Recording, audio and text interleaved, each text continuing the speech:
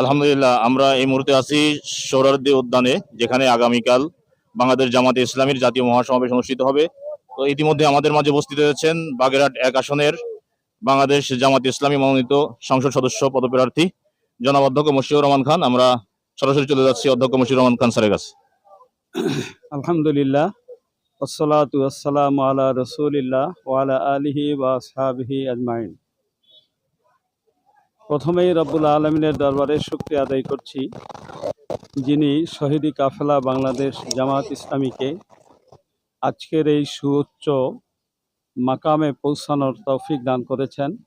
মালিকের দরবারে শুকরিয়া আদায় করছি, আলহামদুলিল্লাহ। আগামীকাল 19শে জুলাই সোহরাওয়ার্দী উদ্যানে ইতিহাসের বৃহত্তম গণজমায়েতের ডাক দিয়েছে আমাদের শ্রদ্ধাভাজন আমির, বাংলাদেশ জামাত ইসলামীর মানবতার ফেরিওয়ালা খ্যাত ডক্টর শফিকুর রহমান সাহেব।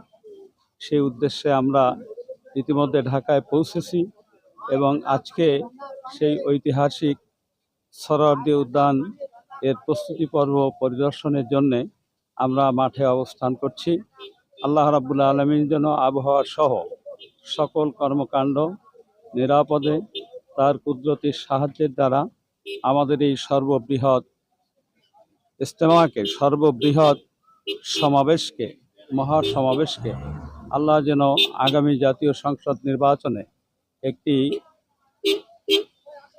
একটি প্রভাব ফেলার মতো একটা অবস্থা যেন আল্লাহ রাব্বুল আলামিন আমাদেরকে তৈরি করে দেন। মহান মালিকের দরবারে সেই প্রত্যাশা রেখে দেশবাসীকে সালাম জানিয়ে আমার কথা শেষ করছি। ওমা তৌফিক ইল্লা বিল্লাহ। আসসালামু আলাইকুম ওয়া রাহমাতুল্লাহি ওয়া বারাকাতুহু।